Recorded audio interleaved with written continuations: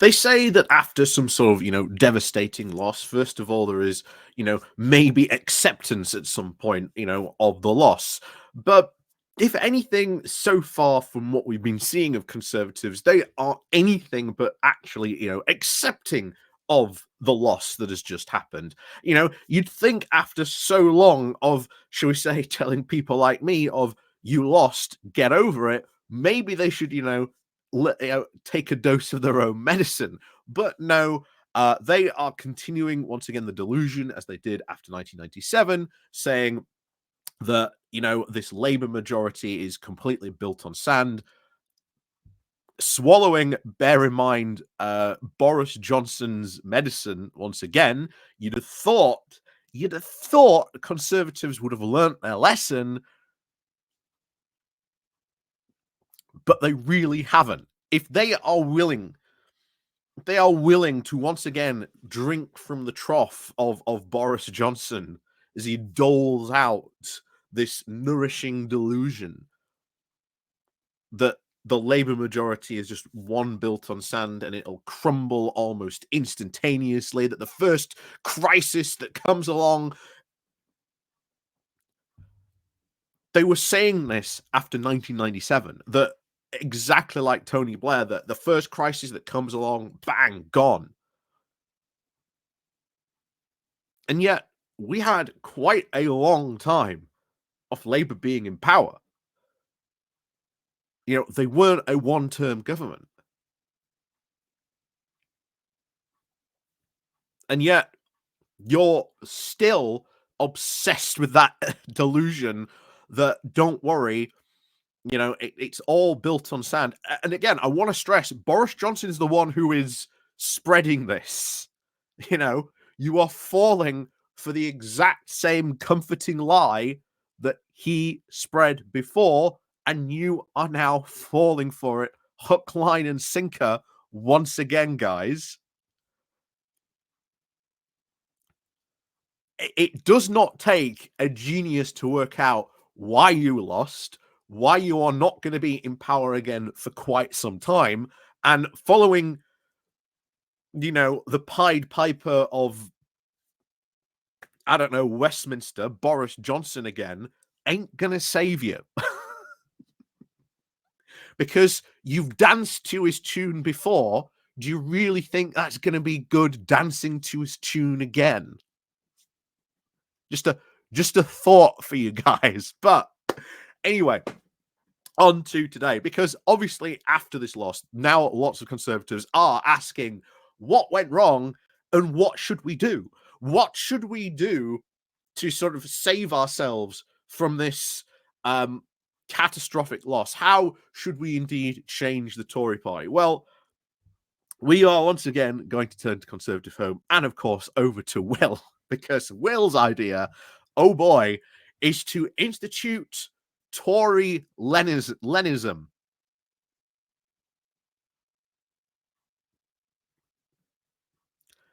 Couldn't think of two ideas that were so far apart, but let's get into this then, shall we?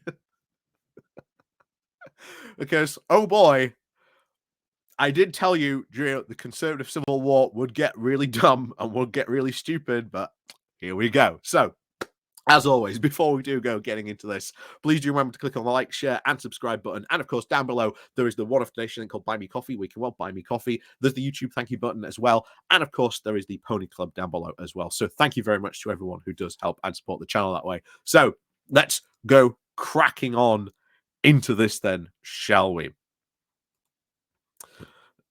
And yes, you are seeing that right. A picture of Lenin on Conservative Home trying to tout the idea we should bring in Tory Leninism.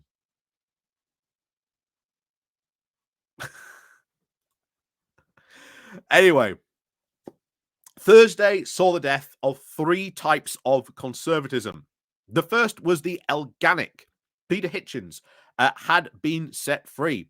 He warned us long ago that the Conservatives weren't really conservative, and we spent the last 14 years proving him right. Over at Unheard. Maybe we'll cover that. Maybe we'll cover that at some point as well. Peter Hitchens you know, what went wrong. The Conservatives just weren't conservative.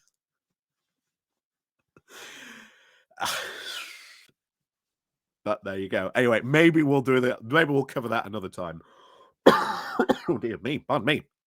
Anyway, Hitchens suggests that it died, quote, because there was no call for it anymore. Having missed the last train of the old life, he has now watched the admirable but the forgotten England he knew now pass away. The lesson of this, all the wars that were won and lost somehow don't seem to matter very much anymore. The second was the Liberal, not in the narrow sense of the One Nation MPs losing their seats to the very hollow delight of some. I mean a liberal assumption that Britain is a happy outlier where multiculturalism works. We have where a hard right is now absent, and politics is a peaceful and tolerant. Not so after Thursday. Sectarianism is now here to stay, the child of high immigration and low integration. Welcome to the new politics. This is something else you are seeing a lot of conservatives push, by the way, that we have now entered a new age of sectarianism. The idea that the once peaceful and tolerant politics is gone and dead. Why? Because Labour won a really high majority.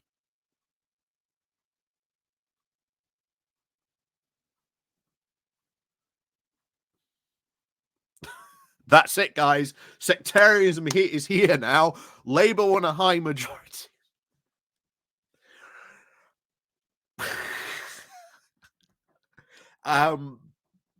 Anything to sort of once again calm the soul, because once again this fills into the whole idea that you know, the Labour government's going to fall apart because it's far too sectarian.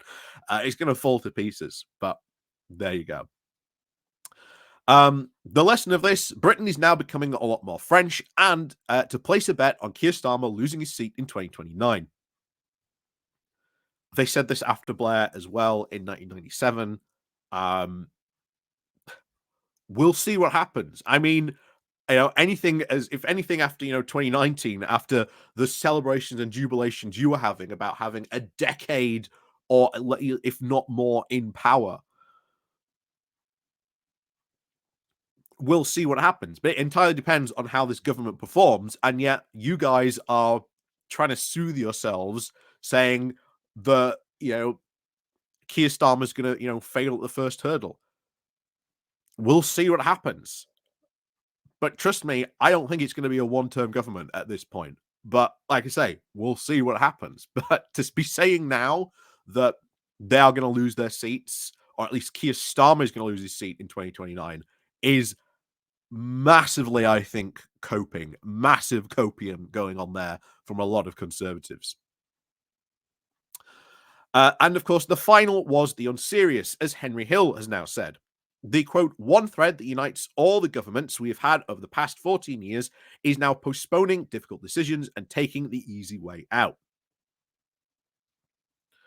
Well, Henry, and I've said this before because we covered that article, that was your government and you were heavily supporting them taking the easy way out. You didn't challenge them once on doing that easy decision making for 14 years. Only now, when you've lost, do you now suddenly turn around and go, oh, it's all that easy decision making. They weren't making the hard decisions.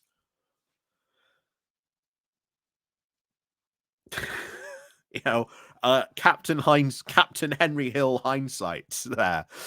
But there you go. Anyway, Will continues. So, Tory MPs have now enjoyed the self-indulgent squabbling and now showing the leg to the court journalists than actually governing. We bless Labour with a very vile inheritance, a Britain in now palpable decline, and that's something really weird. You know, oh, we're glad to bless Labour with such a vile inheritance. Yeah, that's what your party did, though, Will. And Labour now has to sort your mess out. You know, there's been a lot, I think, really unfairly of West Streeting coming out and saying, we are going to sort of, from a government position, we are going to say the NHS as it currently is broken. Like, it is official government policy to now say the NHS is broken. We need to fix it. And yet I've seen a lot of people say, oh, well, now he's just going to privatize it. No, that's actually good. West Streeting sort of turning around and recognizing that the NHS isn't working, that somewhere it is broken, and that you have to sort of get to work to fix it, is actually good. Because for the past 14 years, the Tories have been very, very much in denial of ever rising waiting lists for almost everything, of continuous, everything going wrong on the NHS that we've seen just continually build up. And they've just been going, no, no, no, la, la, la, the NHS is fine. You can't fix something if you are in denial that there isn't something wrong with it. So that is honestly, as I've said multiple times before, the fact that you've got a different government that is going to sort of approach different problems from a different angle, different way, is going to be quite very, very good. So West Streeting saying that doesn't mean he's going to sort of go and privatize the NHS. Because bear in mind, he has said in an interview with The Guardian he would not privatize it. That is not his aim or anything like that. But but anyway, continue on this. So the lesson of this, that this defeat was deserved. I'm at least glad Will is admitting that, because there's still a lot of Conservatives not admitting that this was the case. He said, we deserved the 24% of the vote, the 121 MPs, and we deserved to hand Labour a landslide on only 34% of the vote, to be mopped up by the Liberal Democrats and have Reform now rend asunder a coalition we had just stitched together. Things can only get worse, but we made them pretty awful ourselves. The electorate joue via complice. All that vote that turned against you was because of your 14 years in power, because you were just constantly just messed up time and time again. And the public was glad to be rid of you. You see even fewer Conservatives admitting that. So, where do we go from here? And here's where the fun really begins. So, a rankest now orgy of finger-pointing and blame-shifting. Whatever the length of the coming leadership election, we can already sketch out its basic contours. Were we too left-wing or too right-wing? What should be done about Reform UK or the Liberal Democrats? Should we smash the glass, marks Boris Johnson? And who still has Tim Shipman's number? The very idea that Will would even still imagine that, oh yeah, we need to somehow find a way of getting Boris Johnson back, really goes to show you that the fact that they lost, I would say, some of their most important seats to the Liberal Democrats, not Reform UK, should also be a big factor. Not that it should ignore Reform UK, of course,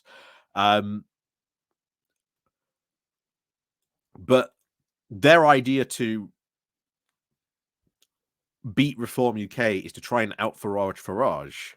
You can't do that.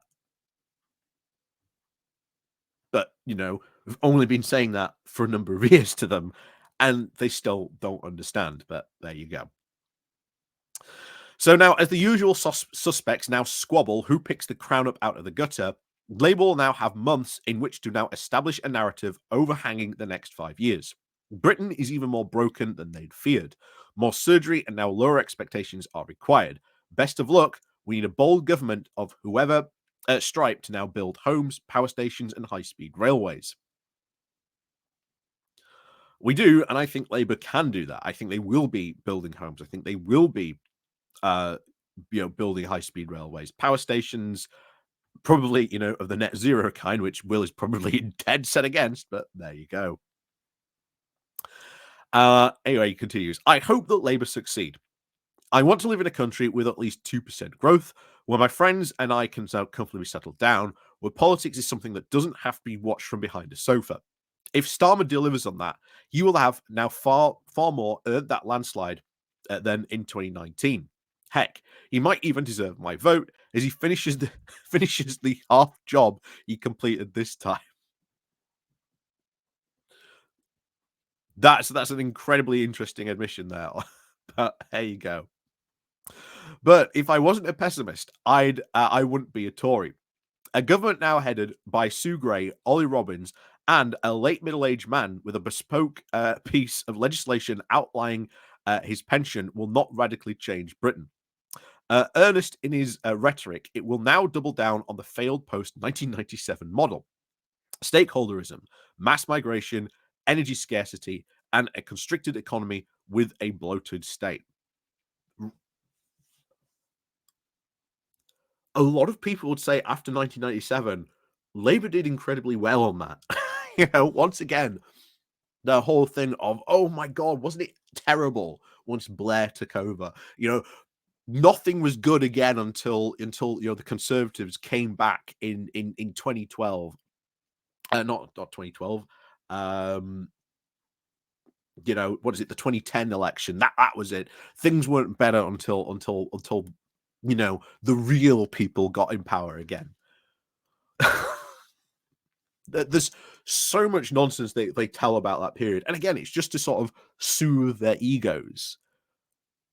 But they can't even still misunderstanding why they lost in 1997. They're going to completely misunderstand why they lost in this election. But there you go. So, will they now do that in the face of serious demographic and international headwinds?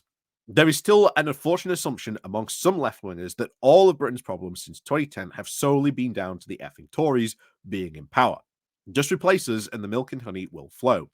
Record waiting lists must be due to Conservative incompetence, not the surge in the number of over 70s. There is a lot of Tory incompetence, Will. There is a lot of Tory incompetence. Make no mistake. But we also know that has been the case as well. That there is now a record increasing number of old people. Because guess what? When you look at the social service payout, it's not people receiving unemployment who take the vast majority of that. That is old age pensions, and that is increasing because we are having an ever increasing aging population. That is not something left wingers deny or say isn't happening. We know that's the case, but since 2010, you have decided in your party to pursue a very harsh version of austerity. And to keep on pursuing this idea that, if only we just cut money back, things will be good. If you're going to accuse the left of ideological stuff, then how do you address your own ideological shortcomings as well? So back to it. So, of course, there are now lots of things wrong with Britain that are our fault. We lost control of immigration, missed our house building targets, and failed to build the necessary national infrastructure. Lockdowns wiped out our successes in education, welfare, and the national debt.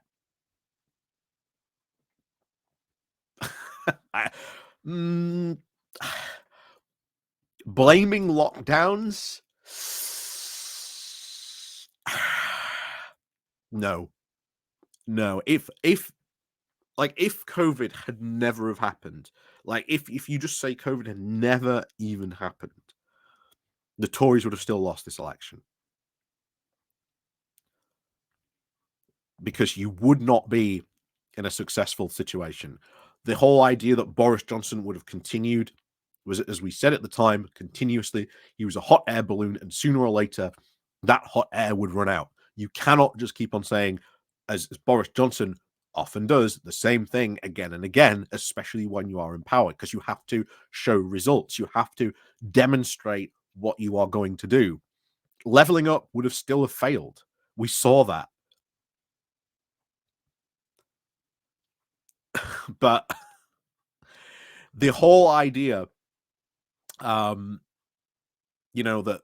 things would have been better without lockdowns. And trust me, I think this will also now become an excuse to justify the loss. Oh, it was the lockdowns. Daniel Hannan also certainly trying to sort of get that bandwagon going. Oh, it was the lockdowns. The lockdowns is why we lost. That's why. Yeah, certainly a very bad bandwagon to jump on there, Will.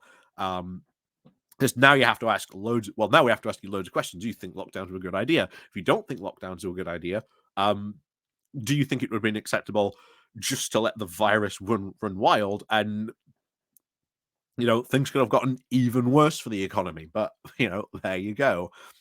Businesses wouldn't have been stopped or running skeleton staffs because of lockdowns. They would have had to do that because their workforce was either just completely sick or dying because of COVID.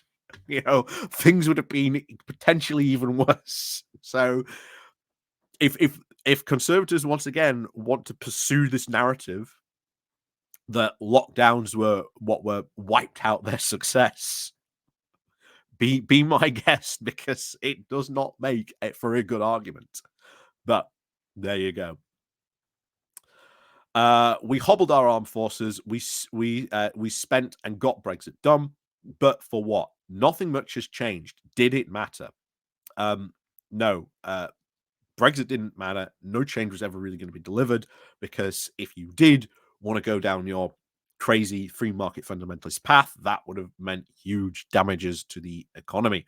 Even Kimmy Badenoch, again, pro-Brexiteer, stood up to the Brexiteers at one point and said, I will not become an arsonist, because the civil service had been telling her, if you do this, Europe is going to react. It is going to mean more tariffs, more barriers to trade with our largest trading partner. Once again, as we've been saying from 2016, Brexit was not going to solve the problems of the UK. It was only going to make a lot of them just infinitely worse. Again, brick, pedal, accelerator. We've used that metaphor to death by now, but there you go. Yet, even amid the travagations, I've never even come across that word before, but there you go. We discovered that governing is very difficult in a turbulent world. Yeah, it's also very difficult to govern in a turbulent world where you've got a party who just will not accept the reality of the situation and will just imminently stick to its ideology, regardless of whatever problems are coming along, even when the policies it is proposing are part of the problem. But there you go.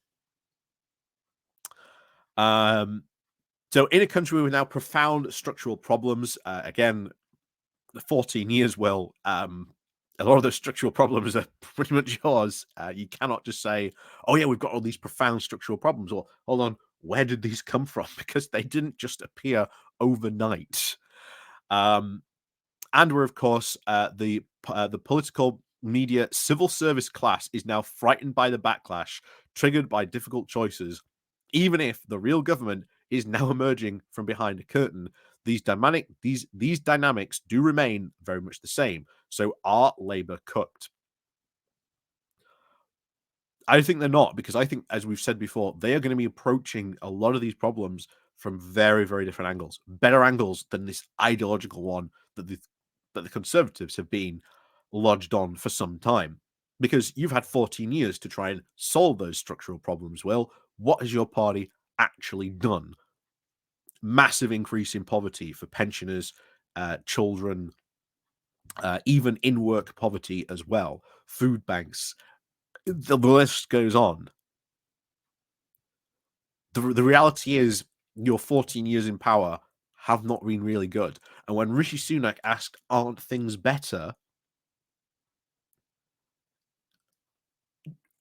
Of course he was laughed at.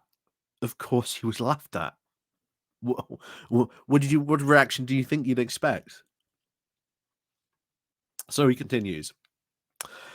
So a landslide of 170, now based on a support of a third of the voters who could bother to turn up, is now very difficult base for an unpopular action. No, actually, not really. Keir Starmer has a majority, on that. And yeah, voter turnout was down. Yeah, voter turnout was down by 7%, but still 60% of the population turned out to vote. Guess what? Turn out and vote. you know? Um, that's how the system works, but Keir Starmer has a majority. And once again, trying to soothe yourselves on this narrative now that Boris Johnson is trying to sort of spin very, very much so that, oh, it's all based on it's all built on sand. Don't worry, he won't be able to do anything because any unpopular action or any difficult decisions he won't be able to take because the people won't support it. Well, what difficult actions is Starmer going to take? What's he going to do that causes that? That's going to cause this mass uprising. We don't yet see that, but there you go.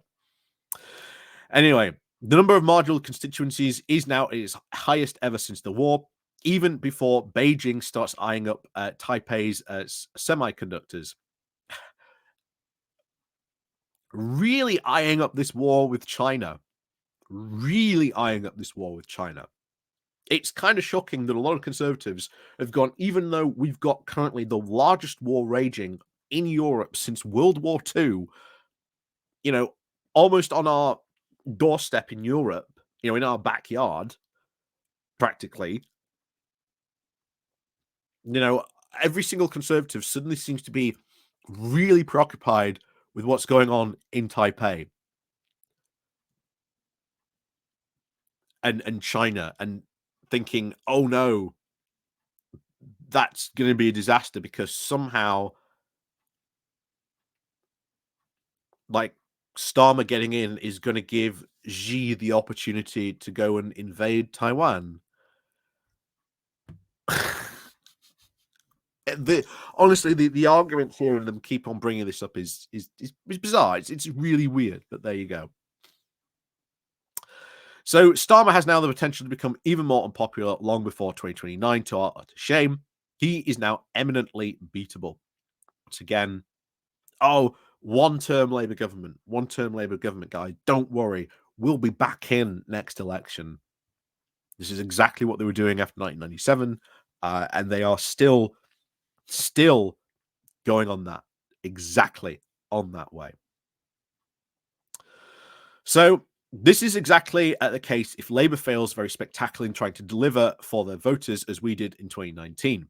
But it also means the next government will start to inherit a Britain with profound, long-standing and now worsening problems. We turn to St. Francis of Assisi. As with Margaret Thatcher's victory in 1979, the sad truth is that now things will get worse before they can get better. Yeah, and why did they get worse, Will?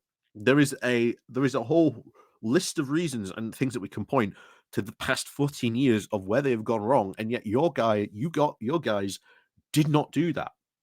If you are now identifying, oh, it's because we didn't build too many houses, why then did you not build those houses? You had 14 years to build houses that you chose not to. And so many things like that happened throughout your government's tenure, and you chose not to do anything about it.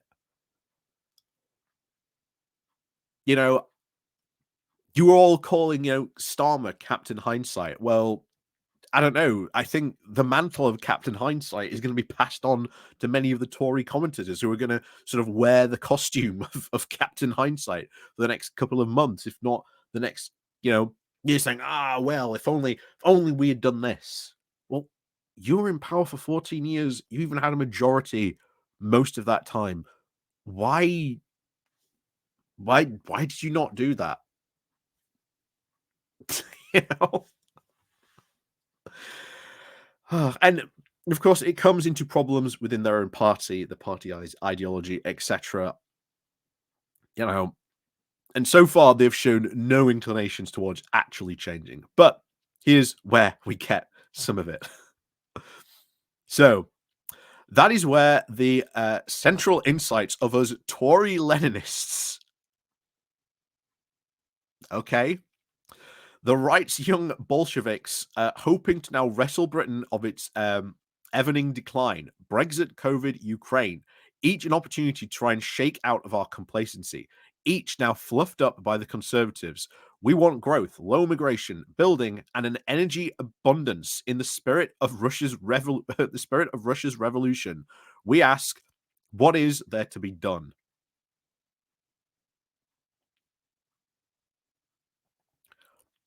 Brexit itself is causing many of the problems that the current UK is facing. COVID really laid bare to the fact of just how bad public services really were and made a lot of people really aware of just how bad the situation was for many other people in the UK. Ukraine really exposed our your government's complacency on Russia. If you want more power, uh, we've said it time and time again, the best open goal for the Conservatives would have been if they had really lent into net zero, a green industry, green economy, and combined it with leveling up. And you had that opportunity, and yet your party didn't go for it.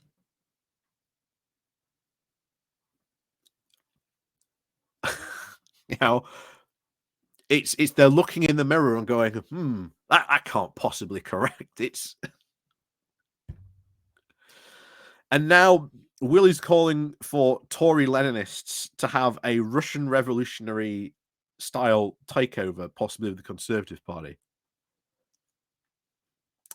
So, opinions to differ as to whether Dominic Cummings, uniquely an effective political operator, or was just a talented self mythologizer, who was a patron of the Conservative Animal Welfare Foundation, outwitted. Either way, a teenage addiction to his blog pointed me towards John Hoskins of Stepping Stones, and that we need a future government trying to understand Britain's inner related challenges. So, going all the way back to Stepping Stones again, if the Conservative Party did not learn its lessons after 1997, and Stepping Stones was that document to say we need to learn our lessons after this defeat, why are you going to learn your lessons now? More specifically, the country has changed since 1997. Stepping Stones has, in many respects, is now out of date for many of the problems and pointing out that many of the reasons why the Conservatives lost at that time. So makes me wonder, as I've often said, that there's going to be like 2 or 3 different should we say stepping stones type documents. And I wonder if one of those documents, people like Will and maybe and so forth are going to start using stepping stones as like, oh, this is our document. We are going to go to stepping stones, not those 2 other worthless documents. Hey, let it let it happen. Anyway, so various attempts have now obviously been made to draw up a contemporary stepping stones. As with them more, again, they're already doing it. So going to be a lot of them probably floating about. So, as with, of course, the recent proliferation of initiatives now plotting the future for conservatism, they have all suffered from a very Cummings combination of people's ideas and machines. Different tribes with different outlooks and in different organizations have now all been taking at cross purposes to little collective benefit. And Will, right there, has just identified one of the big problems in the Conservative Party, but he doesn't even realize it. He thinks that's just all these different outside organizations trying to dictate which way the Conservative Party could go. That's also happening right now with his own party. He's written that sentence and doesn't even realize that is one of the big problems actually affecting his own party.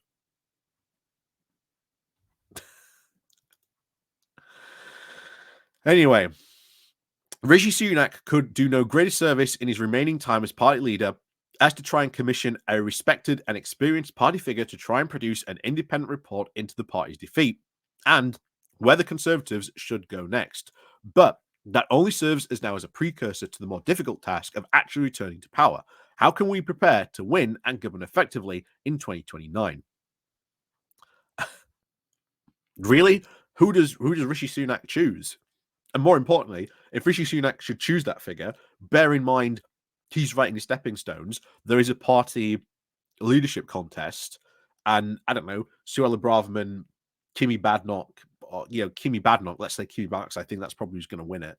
Um, at this point, let's say Kimi Badnock wins. Why does Kimi Badnock have to listen to that report commissioned by the loser Rishi Sunak? Because ultimately, that is what she's going to say. She's going to have her own ideology. She's going to have her own founding document, probably by Onward, because she's backed by Michael Gove. you know,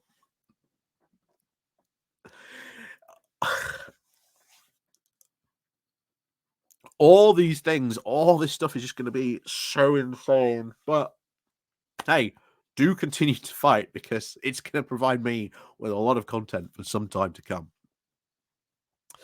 So behind these inner tribal disputes is now an honest consensus of the party's feeling is now emerging. As Neil O'Brien and Robert Jerrick have now written, our problem was one of competency, not ideology. And there, once again, is your problem. Thinking, bear in mind, there was a competency problem. There was absolutely a competency problem. But saying, oh, it's not an ideological problem denies so much more. But hey, it's Robert Jerrick, so there you go. Anyway, we promised to control migration, to try and cut NHS waiting lists, and to make voters better off. We failed on all three counts and were now punished accordingly. This sits above the babble of either turning left or right. Will's actually right there. You failed really on a lot of your promises that you did when you were in power. Why are they going to do that? Even was it yesterday? Was it I can't remember. Not it was on David Gork. I can't remember who it was we covered recently. Even said, look, we've got to really have a compelling narrative. If we are going to get back into power, not only do we have to have a compelling narrative, we actually have to have a plan that people would want to vote for.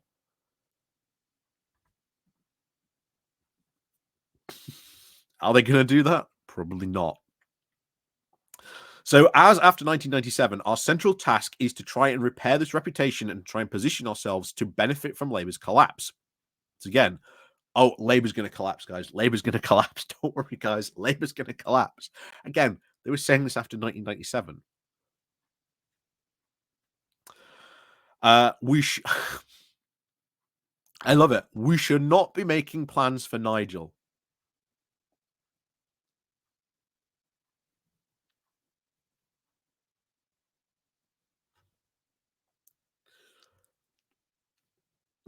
Probably ignore one of the big reasons why you lost so many seats, the fact that Nigel Reform pulled so many of your vote share away. Anyway, we won 121 seats and 24% of the vote. Reform just won 5 at 15. A challenge, yes, but this was not Canada 1993. To hostage our party to Reform's motley crew of TV hacks and golf club bores would be absurd. He's right there. It would be absolutely absurd, but you have to take Reform as the last time we mentioned it. Again, I can't remember the guy's name now. He said this right. We've got to find a way to take on Farage, because otherwise, if he is, winning at least more than 5%, way more than 5% in this case, 15%. He is hemorrhaging your results. He has split the right-wing vote. Very, very, very much so. Something on the left we have been trying to combat for years. That if you want more a progressive, good government, the left needs to stop learning to split the vote into 3 different parties, or, 4 different parties, depending on where you sit in the country. That seems to have really gotten through at this election. Tactical voting really cut through this election. And yet Will so far hasn't even mentioned that. How do you actually deal with tactical voting? What are you going to do about that? Because the chance is next time, not only will now tactical voting go against not only the Tories, but I also highly suspect it will be targeted at Reform as well, to make sure that they don't win seats too. Meanwhile, your vote gets split.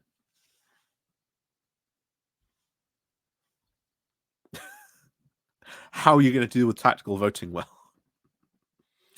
anyway, voters across both the blue and red wall are quite similar. No, they're not. They are not similar. The idea that they are similar is a fantasy. Hated as we are, the 2019 coalition can be reunited around a revolution. Oh, dearie me. This again, the coalition that Boris Johnson stitched together was one really built on sand, as we had been talking about continuously, because you cannot have 2 very different competing ideologies, one of global Britain at the time and leveling up, because guess what? If you go for leveling up, that undermines global Britain. If you go for global Britain, that completely undermines leveling up. Guess what happened?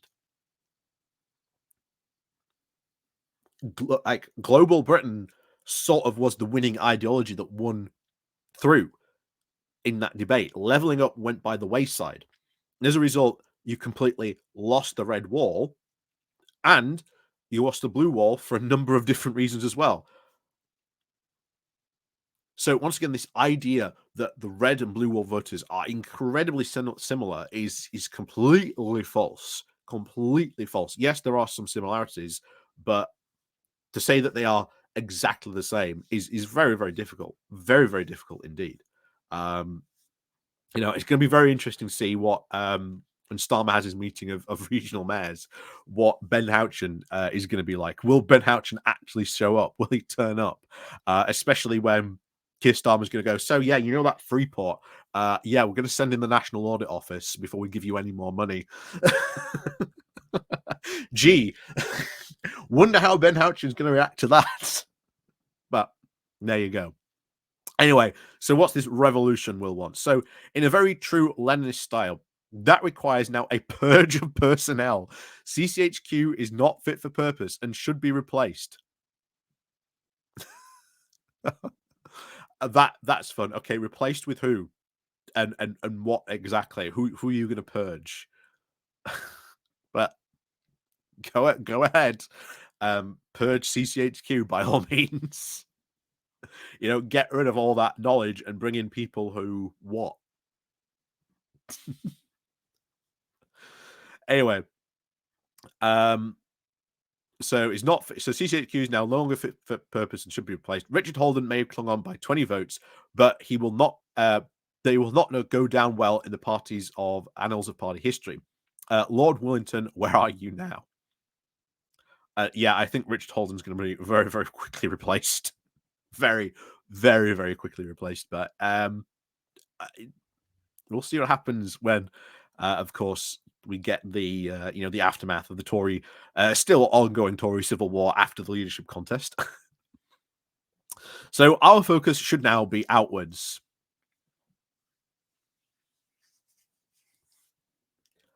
What have I been telling you about the serious lack of introspection on their party?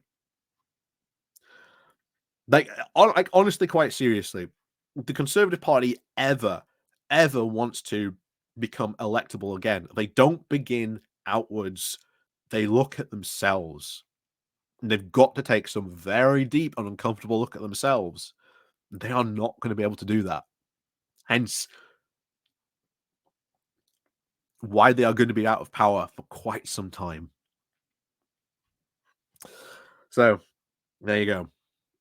So, so we should focus on ourselves, on renewing Britain's elite in the spirit of civic future and the Centre for Political Studies. trying to attract new talented individuals into politics. Britain can do so much better than the lobbyists, the NGO workers, and the 12-year-olds who are now populating Starmer's majority. What?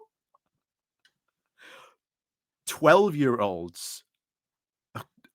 12-year-old can't vote well. Well, there you go.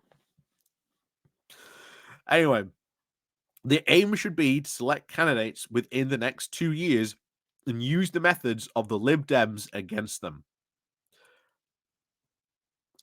So your idea, certainly there, is to try and out Lib Dem the Lib Dems. I can't see Kimmy Badenoch doing bungee jumping or paddleboarding or any half of the stunts that the Lib Dems have done to bring attention to where they've been campaigning. Because as I said at the time, just a few weeks ago, all those stunts were very carefully coordinated and all had a message behind them. But if you thought, your party could out Farage, how are you going to quote out Farage and at the same time try and outlib the Lib Dems?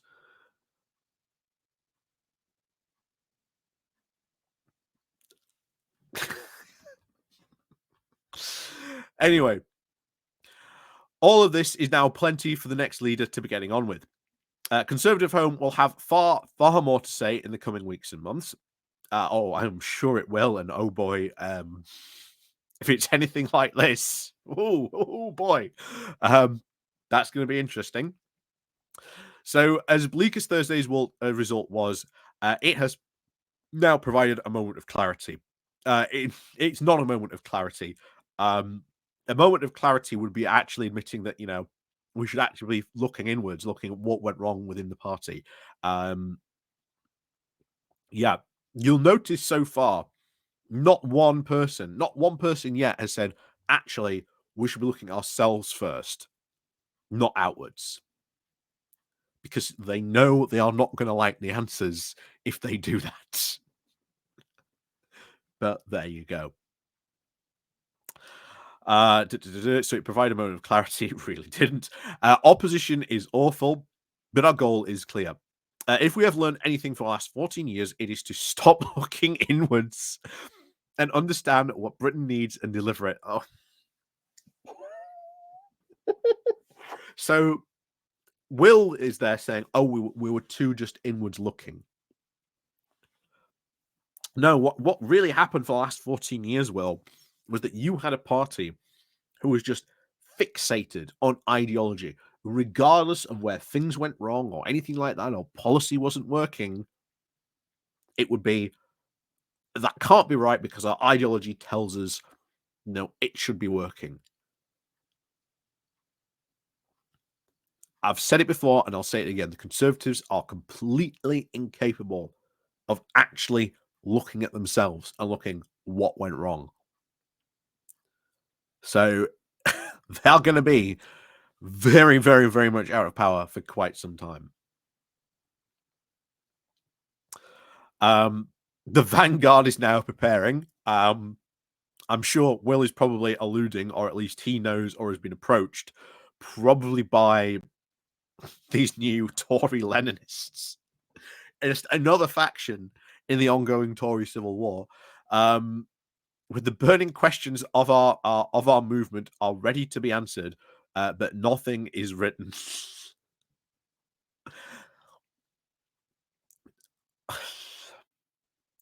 I keep on telling you, this upcoming Tory civil war we are going to be getting is going to be insane. It is going to be mental, absolutely mental. The psychodrama that you thought was insane to see from when they were in power of the whole Boris Johnson, Liz Truss, and after, even during sort of, from about 2016, even before that, really, it's going to be amplified by that much more with them being out of power. Never mind. Let's have a look at what some people have been saying. The first comment is, stop running the country down, William. We now have a government that will actually put the country first before the party. You lost, and you need to get over it. Someone else comes in. The problem with the Conservatives under Sunak that it was all over the place. I suspect he was a pragmatic centrist at heart, but he allowed some hard right rhetoric to enter it, and he was probably very easily uncomfortable with that. To some point, that was right. Sunak couldn't decide which part of the party he wanted to support, and hence was just being pulled around. But as we said before, he wasn't he wasn't, a leader. And then I love it. Someone calling out the majority thing. So if the Tories had a majority, it is solid, but Labour's majority is fragile. Is it, Atkinson? That sums up the arrogance of the Tories, who will not gain power for a decade, and Labour should ensure that. The infighting with the Tory MP rump has now started, and they will completely self-destruction and by Farage.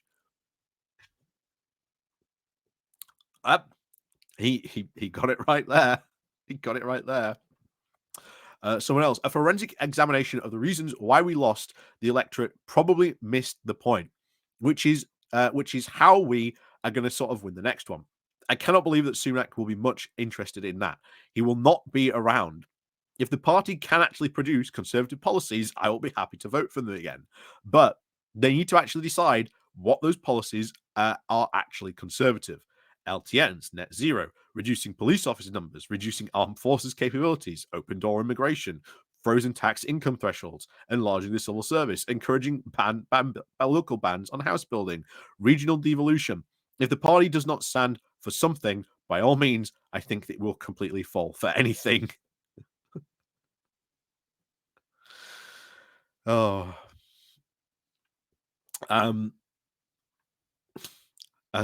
this is interesting. Probably the best thing that the Conservative Party, well, the factions that it has completely fallen into. Again, people can look out at the Conservative Party, even people who are probably part of the Conservative Party, because I've said this before. Conservative Home reaches out into the non-parliamentary Conservative Party. That's why it's such a useful, information piece to just look at what and where the Conservative Party is right now. You've even got people who will comment on here, go through all the bells, hoops, and whistles they have to do to be able to comment on here. Because you have to jump through a fair few hoops to be able to comment on there. You don't just sign up. So these are Conservative Party people. They can actually look and actually see what the problems are, that it's so fractional, so many factions, that it's in itself is going to be ungovernable, even probably worse in opposition. So we'll see. So anyway, back to this. So probably the best thing that the Conservative Party the factions that it's now fallen to is now to try and shut up for at least a spell. The self-aggrandizing belief that the party now has a divine right to be listened to should be put to just one side, and a bit of humility employed. That's who we heard from last time, that the party needs to shut up for a moment and go away. The party has now failed badly, and it now needs to look at fixing its own house before it is now fit to pass opinion again. Someone else said, the members now have to discuss the future choices and the shape. Basically, we have to decide if we want to be like Reform, or be like the centre-right party that puts economic pragmatism and the best interests of the country ahead of any hard right political ideology. Probably some split is now inevitable. I think that's very likely to happen. I think the Tories are going to split again. If the whole Farage thing happens, as I suspect it might, depending on who wins, if the whole Farage thing happens, but even after, there still may be some split. But we'll see what happens. It's going to be a very interesting couple of years, looking at what's going on with the Conservative Party. But I am just at least hoping a core of moderate, rational Conservatives remain. We need that for balance in politics. Someone else says, I'm surprised that no one has done the calculations as to what the result would have been under the Lib Dem appointed alternative vote of 2011. I guess Labour would have been very much the same. Farage way up, the Lib Dems way up, and us even further down. Might be wrong. Does anyone know? Someone says, very good question, but I'm guessing it's impossible to know because, as a matter of principle, AV probably changes voter behavior very significantly, both in the polling booth. In that way, reserves everything instinctively. It would make sense, so it can be put to one who really didn't want to last and to work back from there. But inevitably, based on my own behavior and conditions in my seat, you would see that it makes sense. Yeah, people pointing out, depending on what PR you go for, Parliament would look radically different. I love it. John C. So we're past the denial and anger stages then. I don't think they are. I don't even think they're past the denial stage, but there you go. Wait until they get into the anger stage. Oh boy, that is going to be fun.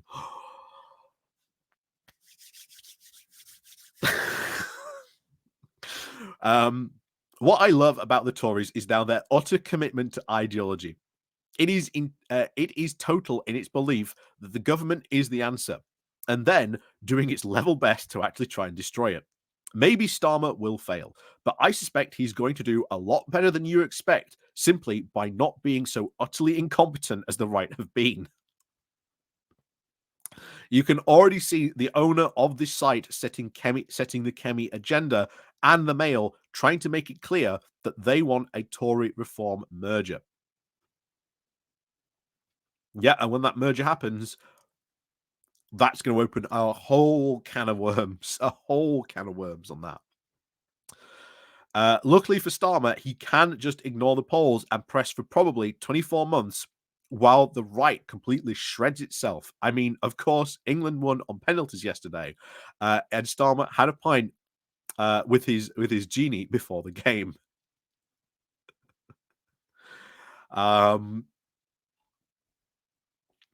It's so weird that you get so many people here really sort of commenting and pointing out the obvious issues, but there is the they are just going to be the ones that just don't get listened to. Instead, we need to do Tory Leninism, not to bring about any policies or anything like that. No, according to Will, we need to sort of take over, or they need to go and take over, shall we say, CCHQ and replace them with, I don't know, Dominic Cummings by the sounds of it.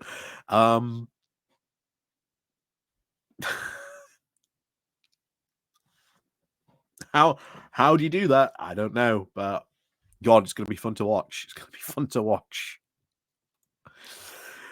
Oh, anyway, as always, thank you very much for watching, and of course, as always, please do leave a comment down below. What do you think to this this crazy plan that Will Atkinson is putting forward?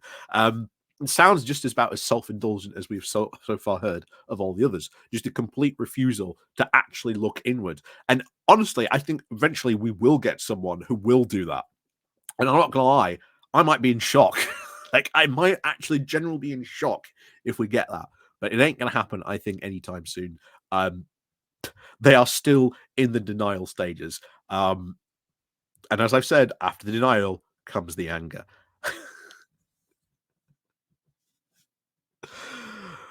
That's going to be interesting. Anyway, as always, thank you very much for watching. And of course, as always, click the like, click the share button on your way out. And of course, as always, we'll see you all next time.